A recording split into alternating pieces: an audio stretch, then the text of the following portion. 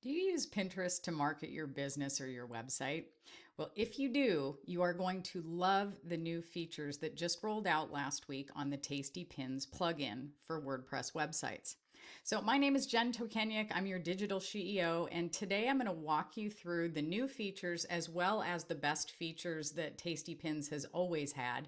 And then you can decide whether you want to continue hand coding your pins and your images for Pinterest for your website, or whether you want to invest a very small amount in this incredible plugin that finally got me to pay for it with the brand new features that it released last week. So let's go. This is a brand new post that I used Tasty Pins for. This is the first one that I've used, since the update. And just so you can see how I used to hand code my pins with HTML versus how simple it is to not have to add any code with the plugin, I'm going to show you how to do it both ways. And again, you can make a decision on your own. So before I've always hand coded my own images. So what I would do is I would add an image, and I'll show you exactly how I do this. This one is already coded, so I'm going to add a brand new one for you. So let's see. Let's grab one of these. Why not? This is my cool demo post, so it doesn't hurt anything. So here is an image that I would have brought in for a pin image for my blog. Okay. So you upload the image, and then this is the hand coding way. So the hand coding way, I would go over here, ignore the Tasty Pins thing on the side because it wasn't there if you don't have it. So what you would do is I always like to bring mine down to 50%. I like to center it. And then again, ignore that because that's not there. You put in your alt text. Now, alt text is not for the Pinterest description. A lot of people think it is. It's not. It doesn't transfer over. What alt text is for is to show visually impaired people so they can read what this image is. And so, for example, you can just put in what it says, reasons to love Tasty Pins, right? I'm not going to make this perfect. Okay, so then I bring it down to 50% because I don't want a massive image showing up on my blog. And then you go over after all this is done, and then you edit as HTML. Okay, so this changes your image. Then from here, what you would do is you would go in and you would add the hand coding, which is data pin description equals, quotes, and then blah, blah, blah, blah, blah, blah, blah, right? Whatever it is, end quote, space. And now when we go ahead and we go to resolve this, which it should make me resolve it.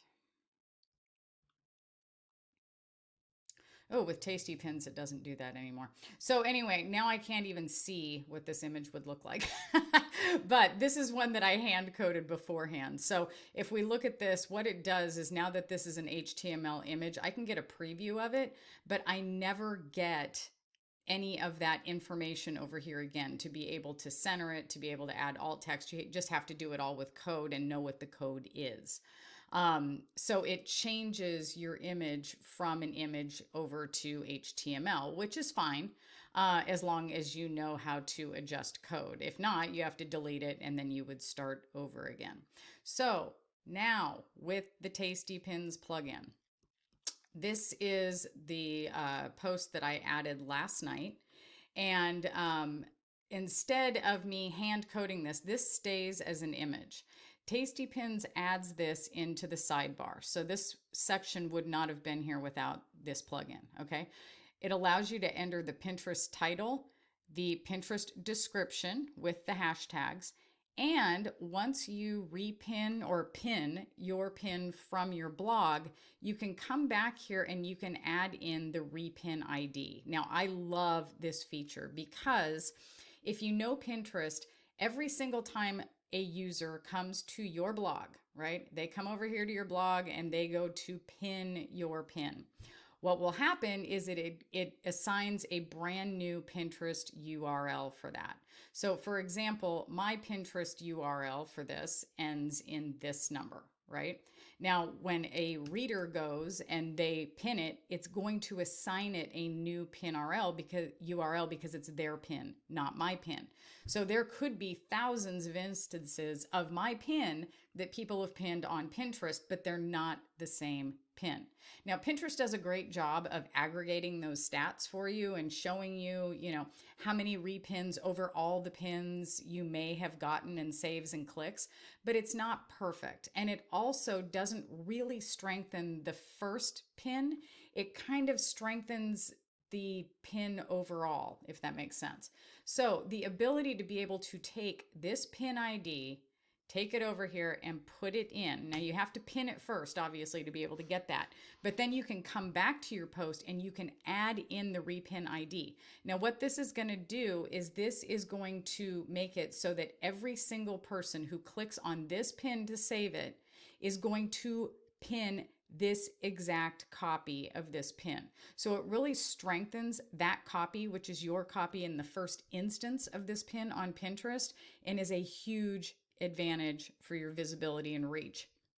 Pinterest likes popular pins. They want to show people pins that they know because people have saved and clicked that pin, that it's really popular. So the more popular something is, the more they're going to show it. So the ability to be able to control what pin people are pinning instead of letting them, pin new ones all the time is a huge advantage. So you can go ahead and you can add this in here. Okay. Then you still get your alt settings. You can still set it to 50% and center it because it stays as an image. We don't convert this to HTML this way. Yet we get all the functionality of hand coding in this very convenient sidebar.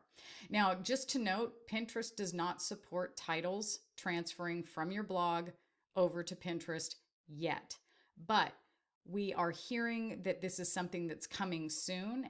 And so Tasty Pins is future-proofing your blog and your Pinterest marketing strategy by allowing you to add in a title now so that the second Pinterest starts supporting the transfer of your titles from your blog over to Pinterest, they will add the code on their end and all of your titles will start transferring over from the very first pin without you having to go back and change everything, which is amazing. Okay. So this is really cool with this Pinterest ID. Now, the next thing that I really love about this plugin is, when you're making, your post and you want to be able to give people options of what to pin, not just one pin. Usually what I would do is I would put a pin at the top, and then I would go down to the bottom and I would put another pin at the bottom. And then I would try to hide some pins with code so that way when people hit my pin it button, they get a lot of different options of what to pin. Like here, there's 6 different pins, but there's only one pin that shows up on my page. Now before I would have to hand code this and I would have to hide it with code and, use the data. I can't even remember what the code is, but I have a cheat sheet for that. If you want it, it's on my blog. Just go to my blog and type in the search bar, optimize blog for Pinterest, and you can get my HTML cheat sheet.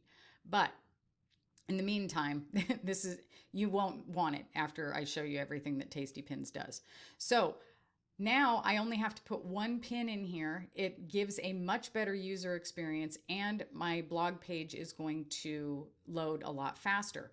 But if you're participating in Facebook share groups, if you want people to be able to share multiple images from your blog, it's always good to have multiple options for them to pin. So what Tasty Pins does is it adds at the bottom here another section for configuring your blog. So down here underneath all your other stuff, just scroll down, you're going to find Pinterest hidden images down here. Now you can go ahead and you just select images. You can select as many as you want. And then this is really cool, guys. So you can set a default Pinterest title as well as a default Pinterest description for all of these pins. So you don't have to add the title and the description individually to each one of these. If you make 4 new pins for your blog, just upload them and they will all use the same one, which is really time saving. But let's say, for example, that you have one pin in here that you want to make sure it has a different title and description. Then what you would do is you would just set that one individually and it will not use this. This is only applied to images in the content that don't have a description set. So this is really neat. Now, the other thing that I want to show you while I'm on this page is a lot of times you're going to have images in your blog post that you don't want pinned, right? You're going to have things like this. I don't want this on Pinterest. It's not the optimal size. It doesn't give any information. I don't know why anyone would pin this. So if you hit this on the side, so I'll select this picture, okay? There's a little checkbox right here that says disable pinning. Now I'm still going to add my alt text because this could show up on Google and people could click over and go, oh my gosh, I didn't know that this could do this. But I don't want it on Pinterest. So you hit disable pinning. And now when we go back over to my post, notice that not only can you not see how my little hover image is not popping up over here, yet it does pop up on my pin. See?